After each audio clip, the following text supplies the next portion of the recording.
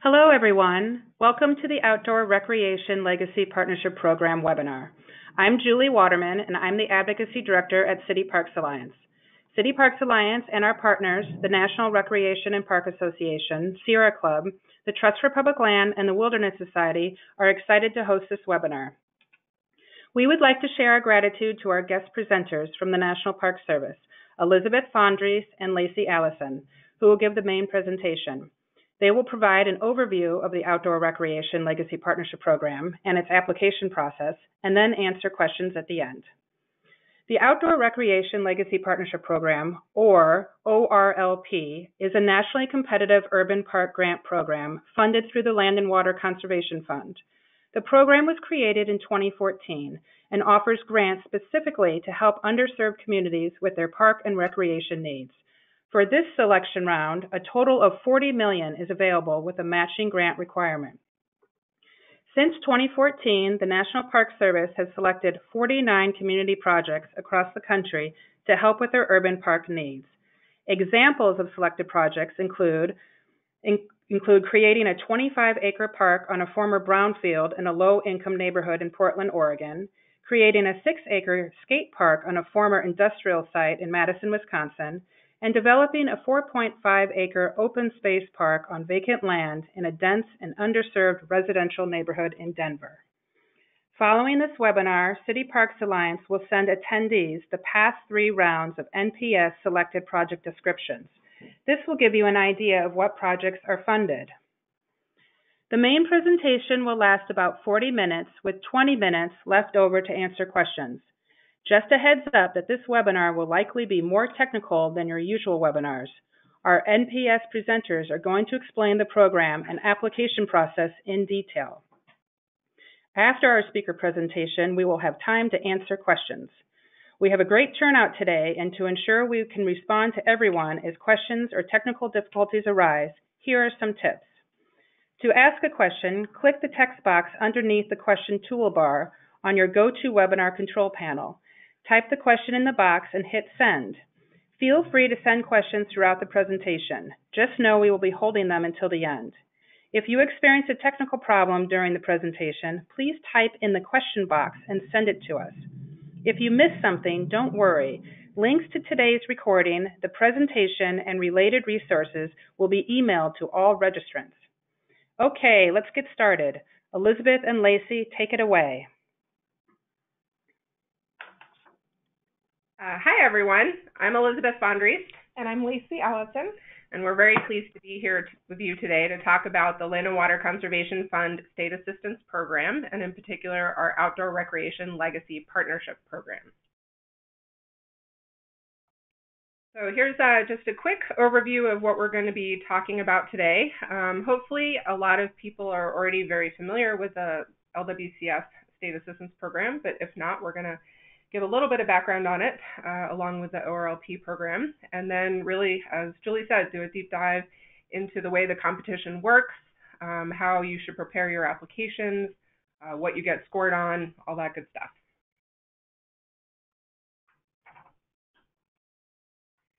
So, hopefully everyone is familiar, as I said.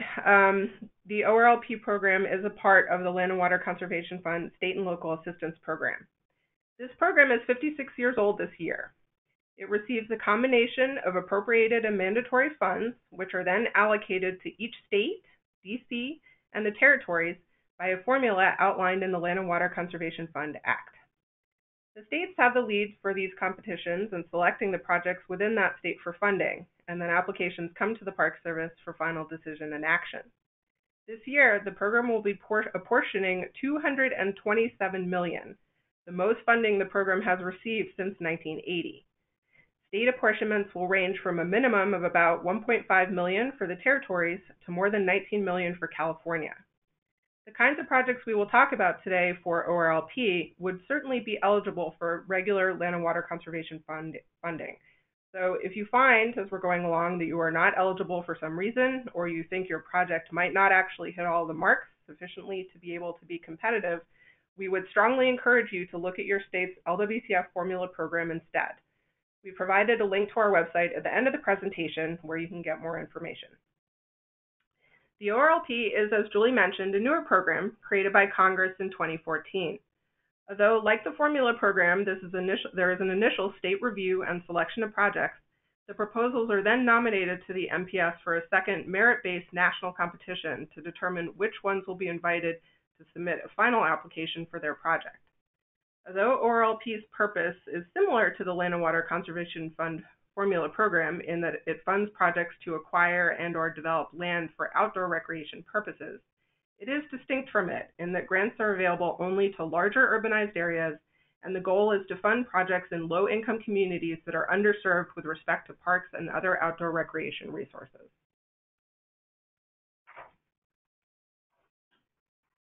Understanding how the LWCF operates is key to understanding how ORLP operates. Although it currently receives its own appropriation from the Land and Water Conservation Fund, it has the same overall authority and the same requirements apply. The MPS and the lead agency for LWCF in each state work together to implement these programs. Although the state lead agency is always the applicant for an LWCF formula or ORLP grant, they may pass through the grant to a local entity such as a city. Per the Act, all grant projects must be cost-shared on at least a 50-50 basis with non-federal resources. And as I said, grants can be used to acquire and to develop land for public outdoor recreation or both. All manner of outdoor recreation sites are eligible to be assisted, including local, regional, or state parks, sports complexes, trails, etc. Likewise, a wide variety of outdoor recreation facilities are eligible to support activities like camping, picnicking, walking and biking, field and court sports, swimming pools, and paddling. I like to say that if your project is outside and you can play on it, it's pretty likely the Park Service will cost share on it. We also fund supporting facilities like restrooms, as well as infrastructure like lighting or parking areas.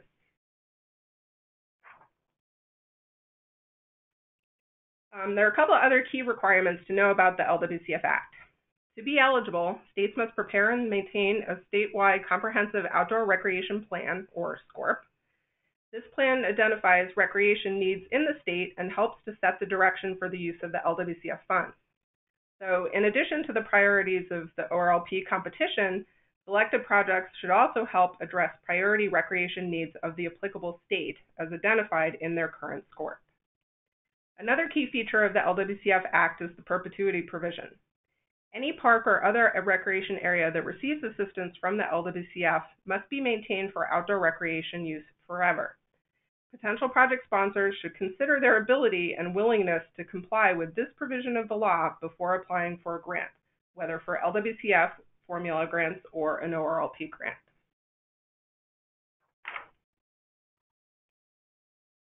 So we thought we'd liven up our presentation a little bit with just some highlights of some past projects which are now complete or mostly complete. So the first one we're featuring is Belle Isle Park, which is a 972-acre park just offshore of the city of Detroit in the Detroit River. Michigan DNR, which currently manages the park through a lease with the city of Detroit, has successfully competed for grants in 2 cycles, which is the most we allow for this particular park. For the first grant, Michigan DNR and private partners used the funds to renovate and revitalize more than 50 acres of athletic facilities, including improvements to the fields for baseball, softball, soccer, lacrosse, and cricket, as well as the tennis and basketball courts. The second grant, which is still in progress, will develop or redevelop in places a 6-mile accessible multi-use trail loop around the Belle Isle's perimeter. It will be its own recreational experience in addition to helping to connect the park's other recreation facilities. Okay, so now we're going to dive right into the goals and purpose of the ORLP. And the overall purpose has been the same for each of the 4 rounds, and that is, like we said before, to create new outdoor recreation opportunities for underserved communities in urbanized areas. The target group and review criteria, however, have been slightly modified from the first round to reflect the priorities of the current administration, although there were no changes since the prior round. So what we will talk about today was the same as the prior round. In particular, projects must improve recreation opportunity for low-income communities, as well as generate economic benefits in the form of new jobs, such as jobs in the park management, maintenance, or programming. or some other economic development, such as the new park users could lead to new spending in businesses nearby to the park, such as a restaurant. Please make sure to read the entire Notice of Funding Opportunity and write the proposal based upon the current priorities. In the last couple of rounds, there were a number of applicants that missed that the target communities had changed. And possibly for the same reason, a lot of applicants did not end up addressing the economic factors, or if they did, it was in a limited way. This impacted the success or lack thereof of several proposals.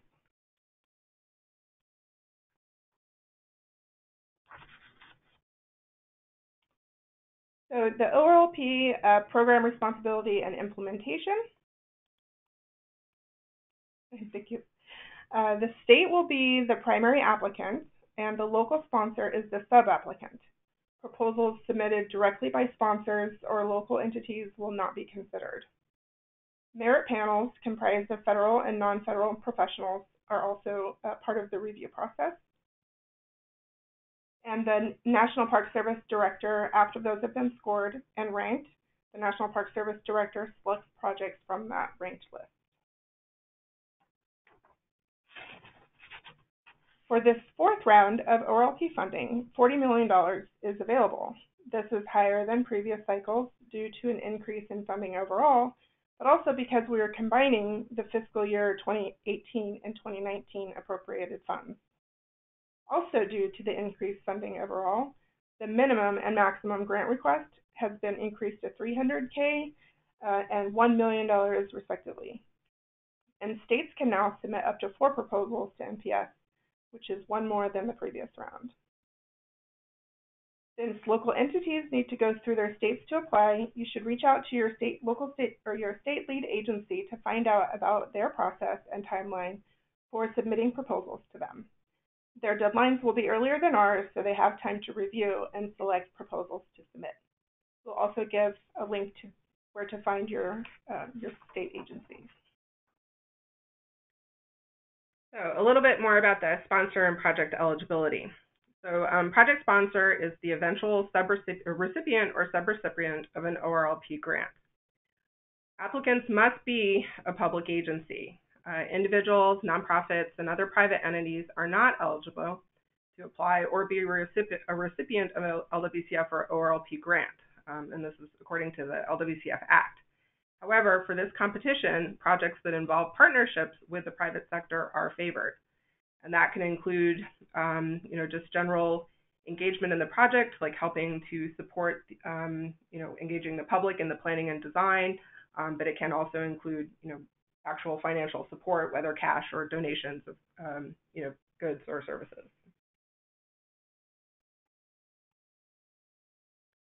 So, to be eligible, a project sponsor must represent a jurisdiction of at least 50,000 people and be named as or located within the boundary of an urbanized area. And that's a census definition. This is a key feature, and it can be confusing.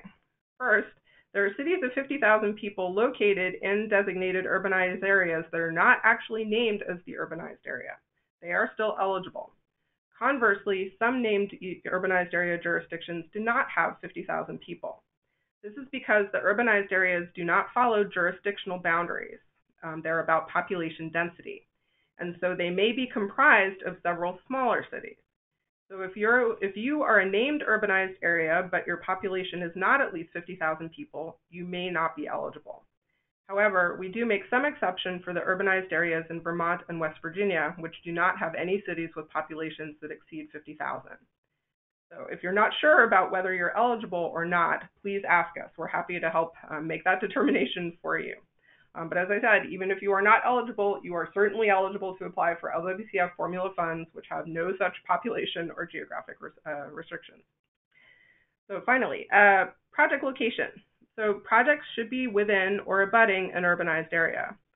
Projects that are located outside of but still serving a designated urbanized area are theoretically eligible, but a sponsor would have to make a good case regarding the service area and the benefiting population, as our criteria are weighted to favor projects that are located in or close to neighborhoods. So if your project is located, 5 or 10 miles outside of the urbanized area and the only way to get to it is to drive, your project may not score that well. At the end of the presentation, we provide, we have the links here, but they're also at the end of the presentation. So just to illustrate this a little bit more, this is an example of an urbanized area. The map is shown on the census's website. It's the Las Vegas, Henderson, Nevada urbanized area.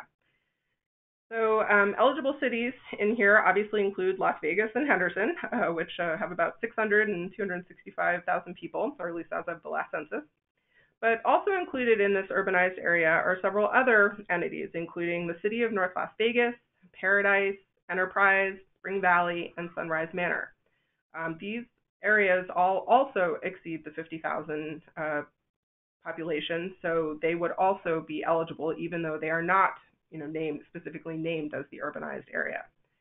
However, within it is also the city of Whitney. So they're inside the urbanized area, but they're only 38,000 people, so they are not eligible to apply for an ORLP grant. Here's another project example from previous rounds from the first one. This was the City of Madison's first skate park, which is Goodman Skate Park, and this helped to revitalize the existing Central Park, also known as the McPike Park. It had a more narrow focus than projects we've seen in later rounds because more funding has become available, but it was still notable for the very high degree of public involvement, and it was a really community-driven effort. They were successful in getting a lot of private grants, such as the Tony Hawk Foundation, as well as from many community foundations. Besides assisting with some of the skate park elements, the grant helped fund supporting infrastructure such as lighting, walkways, and benches. A Friends group is helping the city to manage the park. Okay, how to apply. I will go into more detail on each of these elements in following slides, but the primary components for the pre-application will include standard forms, a project narrative and a budget narrative, location and LWCF boundary maps, a site plan, and supporting documentation. It's also important to note that in the interest of time and expense, the ORLP competition evaluates projects based on a pre-application that does not contain all the required elements of a complete and final application. This is important because everyone needs to understand that if their pre-proposal is selected in the competition, it does not mean a grant has been awarded. After selection, you will work with the state to prepare and submit the final application, which requires completing additional LWCF application forms, conducting reviews for compliance with NEPA and NHPA, just like with a regular LWCF application for formula funds. If concerns were identified during the pre-application review process, it's also possible that you will be asked to make changes to your proposal at the time of submitting the final application in order to receive the grant. So as I mentioned before, in addition to reviewing our Notice of Funding Opportunity, it's important to review the requirements your state agency may have. There may be additional components required from them. Check those websites or reach out to the LWCF contact in your state.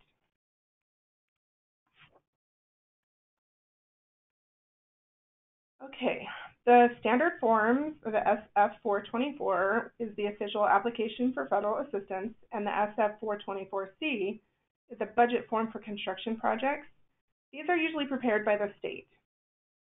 The project narrative should include a description of your proposal and specific text explaining how your project meets each of the review criteria, which we will go into more detail about these in a few slides.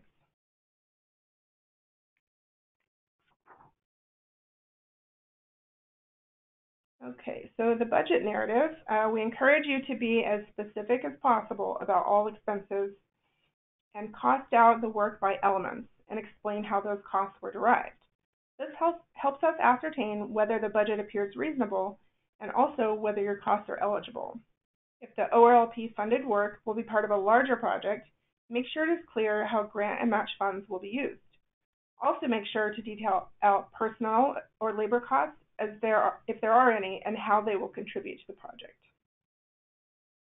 LWCF and the one-to-one matching costs must be eligible per the LWCF manual. Additional funding in excess of that, also referred to as overmatch, does not necessarily need to be eligible as long as it's clear it's not grant or match. But you should explain how those funds contribute to the ORLP specific part of the project. Note that more points will be awarded in the review process when all the costs, including overmatch, are eligible. Costs for project administration, design and engineering, and contingencies are allowed, but there are caps for each that you must observe, or your request may have to be reduced. Generally, per the Land and Water Conservation Fund Act, there can be no other federal funds involved in the project. This includes LWCF formula grants. There are exceptions for certain federal funds that are authorized to count as the non-federal share, such as RTP funds.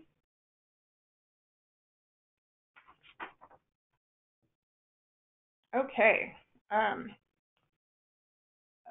So maps are really important, and there should be a site map which gives perspective to the park location as well as the general area and any other recreation resources in that area.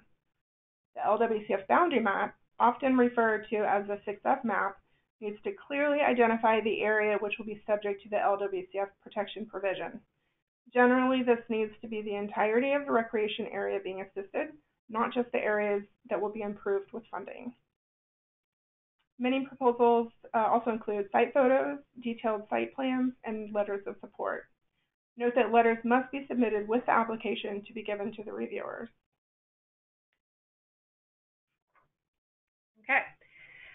The last project we're going to highlight is the city Thomas Cully Park in the city of Portland, also from our first round. The city and some private partners developed a new 25-acre park on a former brownfield in the Cully neighborhood of Northeast Portland, a lower-income area that was deficient in its outdoor recreation opportunities as compared to other neighborhoods in that area. New features included an accessible playground, a dog park, a walking trail with exercise equipment, a youth soccer field, and an intertribal gathering garden that is open to everyone. So now we're going to turn our attention to the evaluation and ranking, which is based mainly on the review of the project and the budget narrative. So it is important that your application be responsive to all of the review criteria. Following the outline provided for the narratives on pages 8 to 11 in the Notice of Funding Opportunity will improve the odds that your application will be responsive. A merit panel will score the first 4 criteria related to the project's relevance to the program, and these represent the majority of the points. Park Service staff will review and score the other criteria that are more technical in nature, such as the financial information. So as we said before, please make sure to review the criteria in the Notice of Funding Opportunity. The top scoring projects are generally brand new parks or substantial renovations of an existing park, and low-income communities that are densely populated. We also look for projects that create short or long-term jobs and or help stimulate economic development outside of the park. Robust public engagement efforts are important, and they should result in community input into what the park should comprise of, and also involvement from community organizations.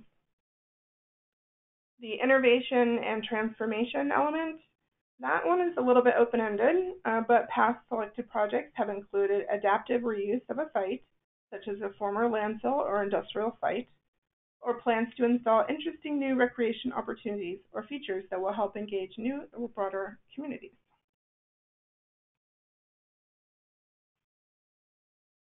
More points are awarded to projects that address not only the SCORP goals, but also other plans such as regional or county recreation plans. In order to demonstrate readiness to implement the project, the proposal that has already completed planning and design and could quickly start construction once review and clearances are complete would be awarded the most points on this criterion. Conversely, projects that are still in the early stages, like there haven't been any community meetings yet, or there aren't definite plans, likely would not be considered ready and may not score as well in this criterion. Finally, sponsors should speak to their own or their partner's ability to administer grant funding, particularly federal grants, even LWCF grants, and implement and manage grant-funded projects. Okay, we've already discussed budget some a little bit, but we really want to highlight it again because it's a place where a lot of applicants lose points or fail to get the most points they can. Do not skip it, given that it offers up to 25 points of the total score.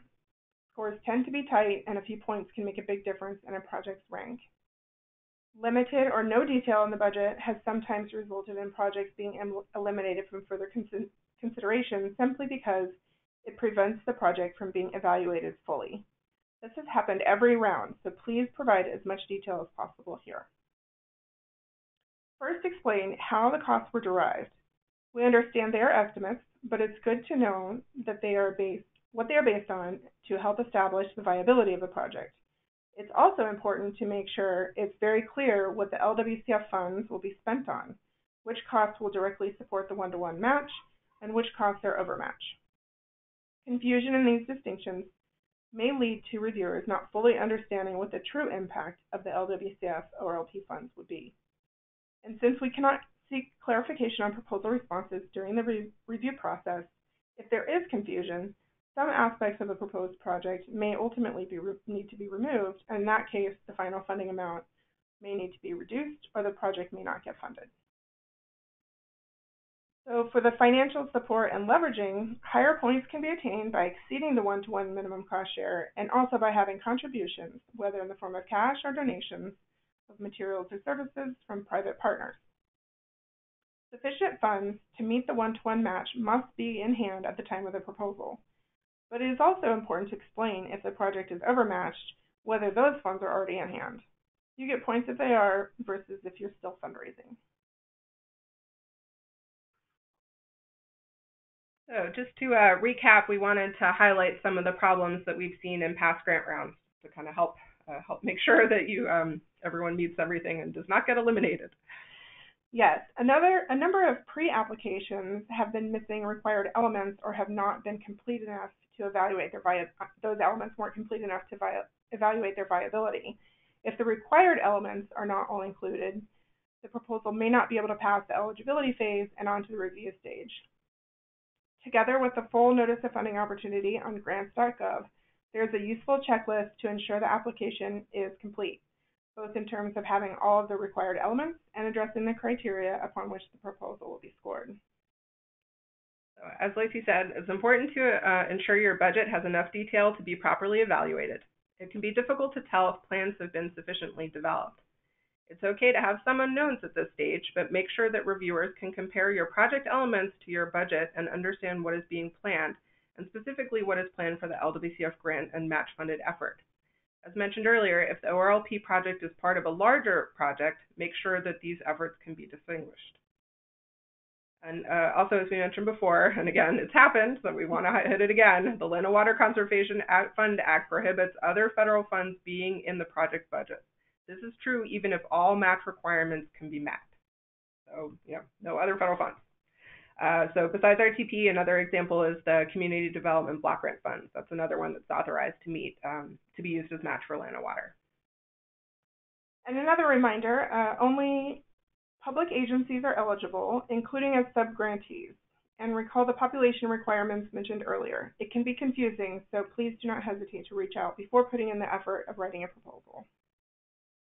And finally, this program prioritized projects located in areas with low-income individuals who are underserved with respect to park resources, and that increases the outdoor recreation opportunity as broadly as possible for this group.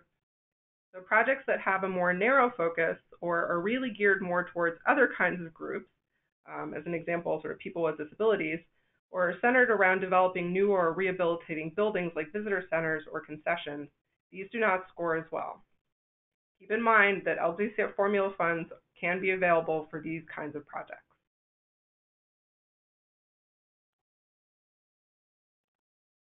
So here's a little bit about the timeline. States will be submitting the pre-applications to the National Park Service, and those are due by July 10th. The review process will take a few months, and the selected projects to submit a full application is planned to be announced by December 31st. The award date or project date project start date is flexible based on how long it takes to address any concerns from the pre-application and to submit the final application. But ideally, this would be done by October of next year. So once again, here is a list of all the websites that we think would be helpful to you. The first one is our program website, which has information about the regular land and water formula funding, in addition to some ORLP information. We have the websites for the census, including the maps and the list of eligible urbanized areas. And then finally, a link to the Notice of Funding Opportunity and the Notice of Funding Opportunity number. And that's all we have. And here are our emails. And we hope that was helpful for you, and we're happy to answer questions. Great. Thank you, Elizabeth and Lacey, for that great presentation. Just a reminder to everyone, links to today's recording, the presentation, and related resources will be emailed to all registrants. We will now open the session to questions. As a reminder, please be sure to send in your questions via the questions box on your GoToWebinar control panel at any time. So our first question, what constitutes a current SCORP? I am in Massachusetts, and the most recent one I can find is dated 2017. That's a good question. So SCORPs are good for 5 years. So anything really from, I would say, 2016 onwards, if that's what you find, that is probably the most current SCORP. Great. Question 2, does the District of Columbia prepare a SCORP? Is DC eligible to apply? Yes and yes. Great. 3, if a city has already received an ORLP grant, can they apply again? So we allow sponsors to submit up to 2 applications for the same site. So, you know, the Belle Isle project was an example of that. Or they could also apply for a grant for a different site. So, so up to twice. Okay. Another question: are urban trails on city streets and properties eligible for this program?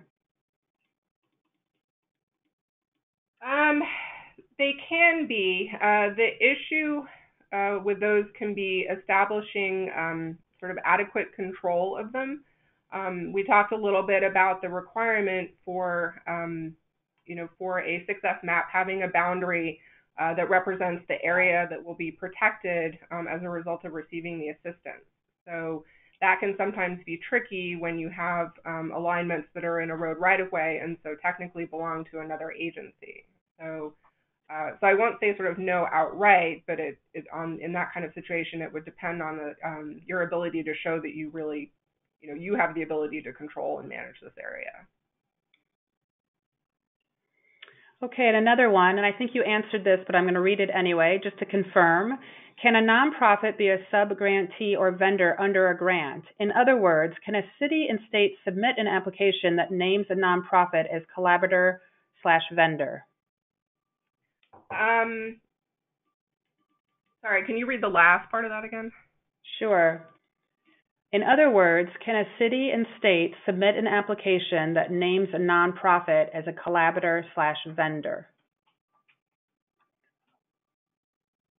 That's probably okay.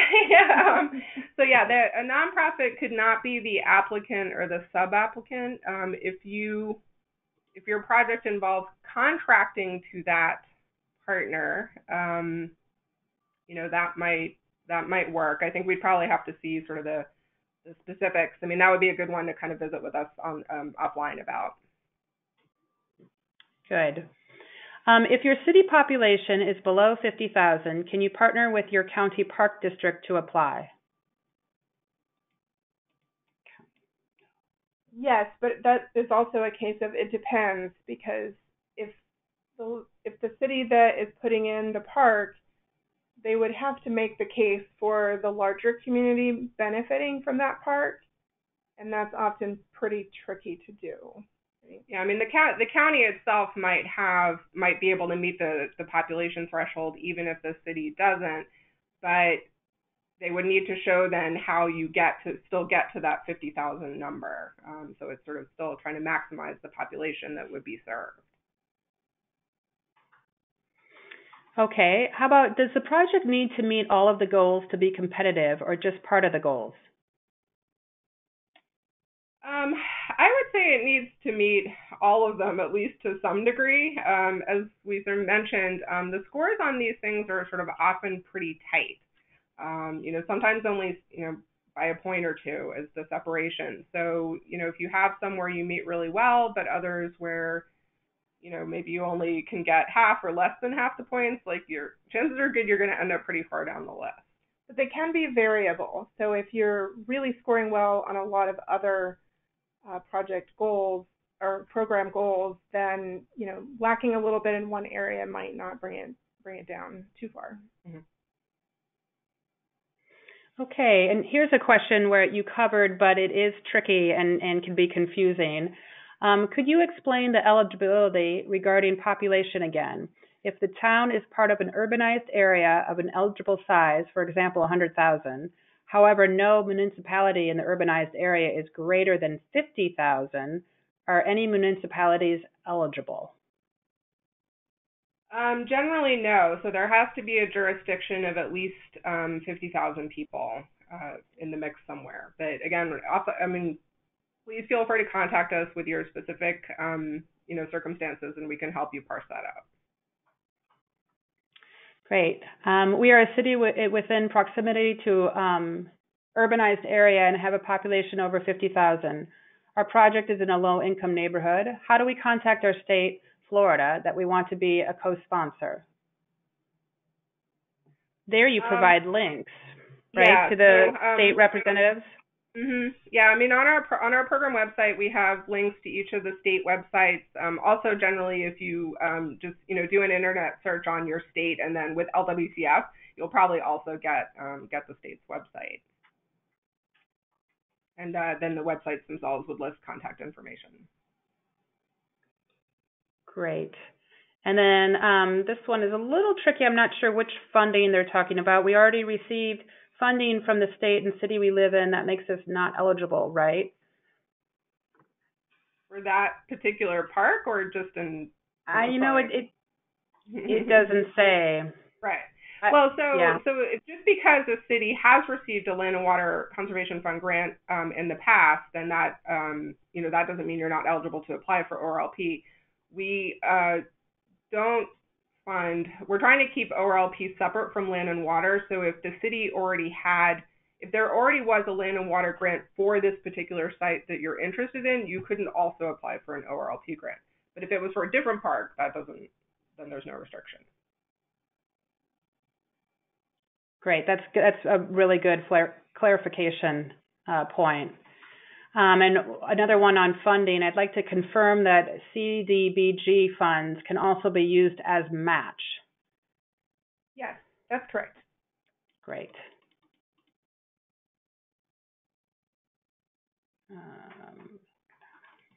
Does ORLP support schematic design and planning costs for outdoor recreation opportunities that meet the criteria?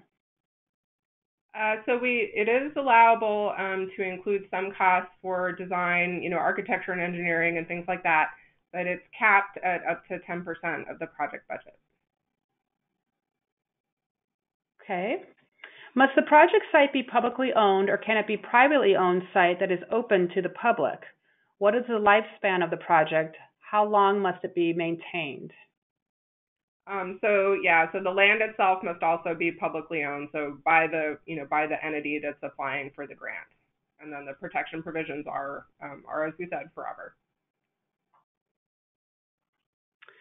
Good. Can the funding be used for maintenance/operations or just capital improvements?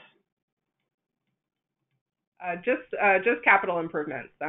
Per the Land and Water Conservation Fund Act, we can't pay for operation and maintenance. To score highest, the match/overmatch needs to be in hand by the pre-application deadline or the actual application deadline. It's strongly encouraged to be in hand by the pre-application phase.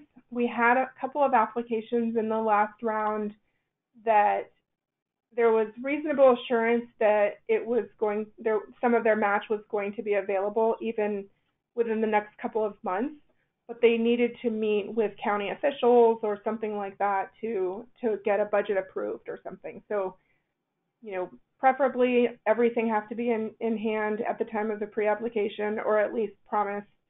But some details about that would be helpful to show the readiness of the project. Yeah, so you probably would get points, but you might not get top points. Mm-hmm. Okay. Can you provide more information about what federal funds are not applicable to the federal funding prohibition in the application? So the ones that we know of that are allowed are RTP or rec trails, CDBG, DOD's like Readiness and Environmental Protection or REPI funds. Those all have specific authority to count as match. There are some other federal highway programs, but I'm not as well versed in them. Again, this is a place we're happy to, if you have a question about certain funding, we're happy to take a look to see if it would count or not. But the key thing is that program has to have the authority to be counted as the non-federal share. Good.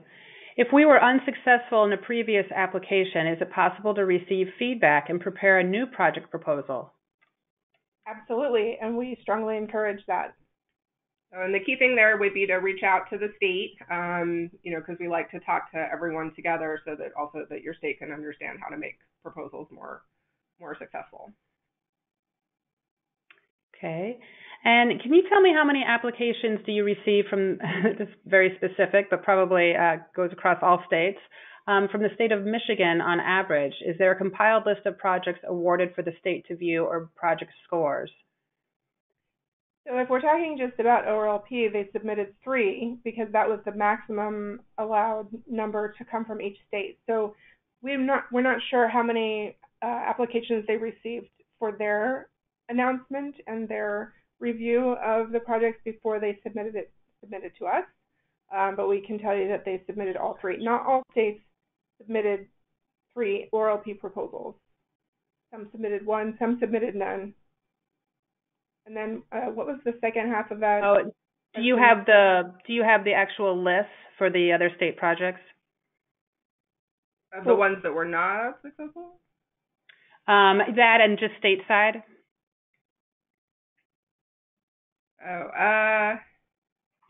We could probably generate that. I think the state would probably be the better resources if you're looking for, successful and unsuccessful, but we can generate lists of funded projects.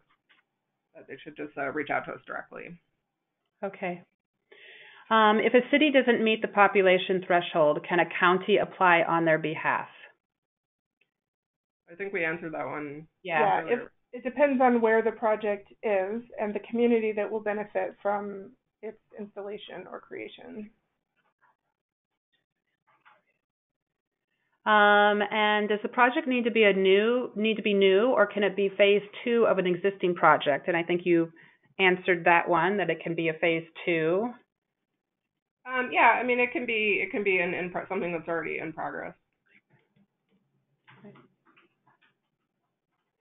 Does the amount of private overmatch matter? For example, does a higher percentage of private funding score higher than a lower percentage? It does, yes. But there's sort of some, there's some variability in it, so because we're trying to, I guess, be as inclusive as possible. So if you have multiple, private donors, so say you have 2 or 3 entities helping to contribute money, even if it's not a lot, that still is worth quite a bit, versus having, maybe no private funders, but having overmatch. So we kind of play around with the scores a little bit to kind of give people credit as we can. Okay, here's a good one. We are considering applying for a discrete project in a large 1,000 plus acre park. If we receive these LWCF funds, is the entire park encumbered under restrictions regarding future development? Yeah, that is how the program works. Mm-hmm. That's already done. But there can be some flexibility in, let's say there's part of that land is set aside for increasing the size of a road nearby or something like that, a right of way or something, right? I mean, generally, if it's a lesser area, it's usually because some parks, might have multiple units, so they're sort of discontiguous. So if that's the case, like sometimes it can be okay to only do a part, but generally speaking, it's supposed to be the whole thing. Here's another one. How many applications were submitted the last cycle? We received 52 applications. One was eliminated. One was ineligible. Well, the one that was eliminated was not an eligible entity due to the population size. Yeah, but the number of applications we've received each round has gone up, in part because we've been increasing the number of, since the first round, it's gone up each year how many proposals people can submit. So we expect more since we've increased the overall number, but just as people become more aware of it, that's made a difference as well. Because I think the year prior, or the second cycle, I think we got more like 40. So we got about 10, 11 more applications this time. Does all funding need to be identified, i.e. if it's a $1 million project and the grantee request is $500,000, do we need to show the other $500,000 how it's committed? You do, yes. Yes. In a project involving land acquisition, if FEMA funds were used previously to purchase parcels included in the project area, does this trigger the federal funds prohibition?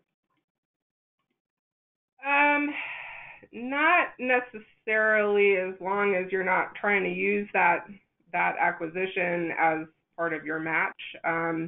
But we would want to look at whether or not FEMA had restrictions on how that land could be used to make sure that it's actually, allowable for what you want to do for this project. So, and some programs do have restrictions on, putting other kinds of restrictions on the site. So, so that would be something worth exploring a little more. Okay. Are the scores for previously awarded projects available for review? We don't generally share the raw scores. We share the overall rankings, and we're happy to talk generally about how. If it's the applicant, we can kind of talk how well it did or not for particular criteria, but generally we don't provide absolute numbers.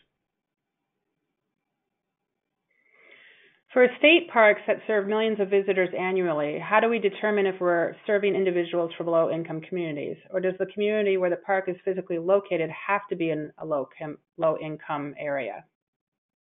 I think the community engagement is a big part of this, and I think that would be, something that would really feed that information.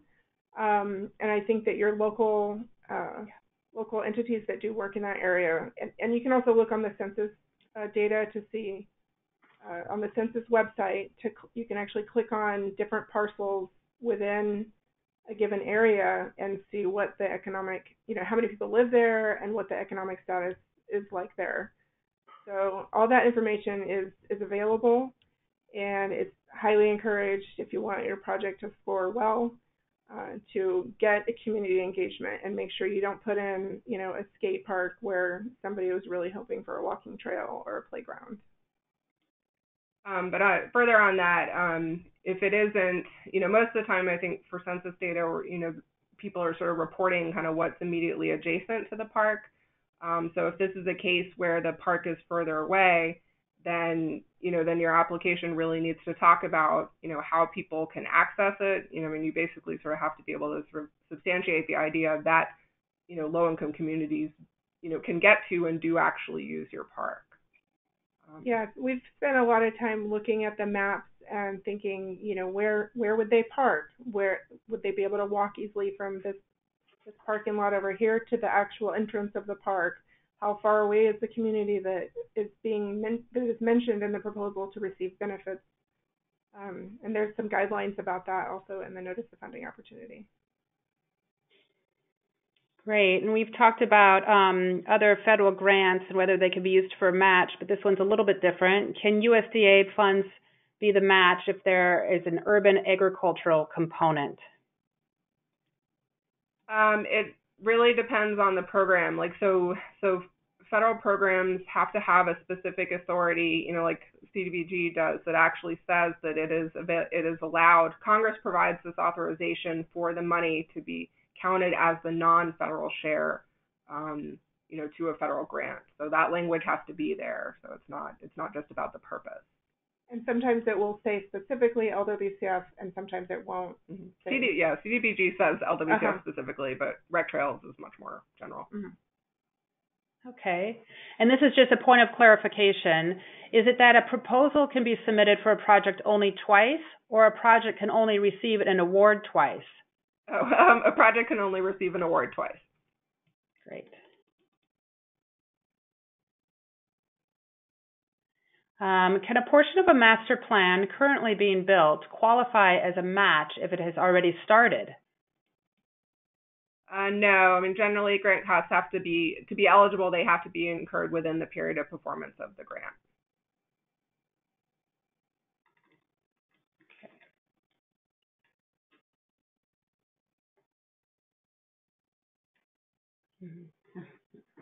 We're just reading some others that are very similar to what we've already gone through.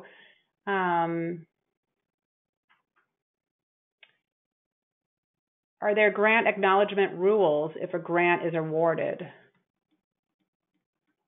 We have requirements to, to have signs during construction, and then after, after a project is completed. And separate from that, there's a requirement to, to record a notice in the property deed, just memorializing the funds were received. Okay. Can you have a project that includes two sites that are not connected? Yeah, I think you could. Mm-hmm. I mean, that might be a case, depending on what you were trying to do, that kind of ups the degree of difficulty on the viability. So I think, just laying out the approach and, would be important.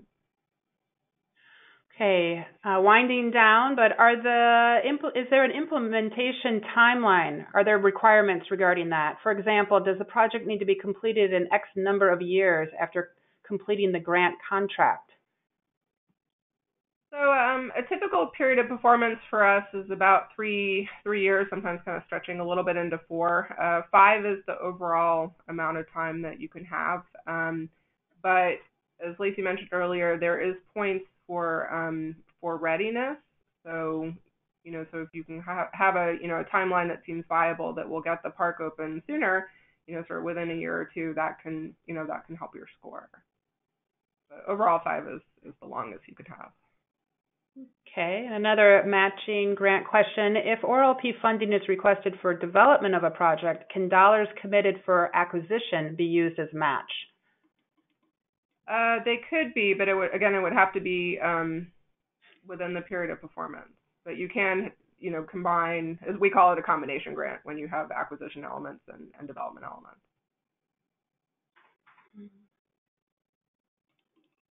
Okay.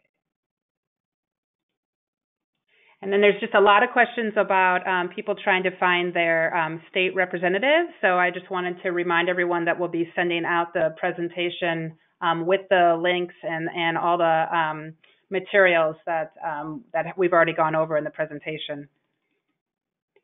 And then just is a last one, we're winding down, is a municipal water treatment entity qualify? Potentially, I think I mean, it would depend on, what I mean, generally, most of our applicants are, sort of park and recreation departments. So I think the applicant and partner capacity question would, they would have to talk about how, this was sort of part of their purview and, to actually help provide recreation service and, manage a site for that purpose. Okay, and our last question, when would you expect funding to be dispersed after grant awards are announced? So the first announcement would actually be the selection of the pre-applications. So that would be at the end of this year, probably December. And then we would take some time after that. So a press release usually goes out about that to say these communities and states were selected to receive this grant, pending further documentation and acceptance of that documentation. So, let's say January comes around, and that's when we're starting to work with everybody individually about any issues that were found in their pre-application, such as an unclear boundary map or unclear budget or something along those lines. It really depends on how long it takes them to prepare that final application, and then they submit the final application just to a program officer. They don't have to go through grants.gov again, but they would submit that, and then we would review it to make sure it covered all the issues that were discussed. And then from there, it doesn't take long usually to create the award. A couple weeks, a week, a month, like not long. It depends on funding availability and things like that, but yeah, the biggest variable tends to be how long it takes to have a final application come in. But as we said, we would hope to have, awards made, by the end of the fiscal year, so September 30th of 2021. But, one thing to keep in mind is these are cost reimbursable grants. So you actually have to spend the money. I mean, not all of it, but, some of it, and then you you submit your receipts to the state or invoices to the state, and then they reimburse you half the cost. And I think that's a really big point to make, that this is not just, your city doesn't just win and then they receive this $300,000 grant, that the city actually has to spend the money and then ask for reimbursement. Right. And do the work. Do the work. Great. Well, so in the interest of time, that was our last question. I'd like to thank our participants for joining us today and for giving an excellent presentation on the ORLP program. City Parks Alliance with its partners, NRPA, the Sierra Club, Trust for Public Lands, and the Wilderness Society are excited about this urban park funding program. If you have additional questions, you can reach out directly to our speakers or me at the email shown on the screen. All webinars are listed on our website at cityparksalliance.org under the Events tab. Check there for future webinars and registration information. If you are a member, you'll also find our full webinar archive so you can view all past webinar recordings. Access to all webinars and our full webinar archive are just a few of the many resources available to City Parks Alliance members. We also offer city workshops, urban park study tours, a resource library full of examples of MOUs, agreements, and plans, a job bank, and discounts on our biannual Greater and Greener conference. The next City Parks Alliance webinar will focus on growing your network of local advocates for strong park budgets and will take place in April. Stay tuned for more information. The webinar is free but exclusive to members, so if you're not a member and like to attend, visit cityparksalliance.org/join. If you'd like to be the first to know when the registration opens for this webinar, subscribe to our email list at cityparksalliance.org/subscribe. Within the next week, you will receive an email with links to today's recording, presentation, and related resources. Thanks to all of you, our attendees, whether online with us today or catching the recording, for helping to make City Parks Alliance webinar series a success. Please take a minute to fill out the short evaluation that will pop up after the session concludes. Thank you for joining, and keep up the great work that you're all doing for our nation's urban parks.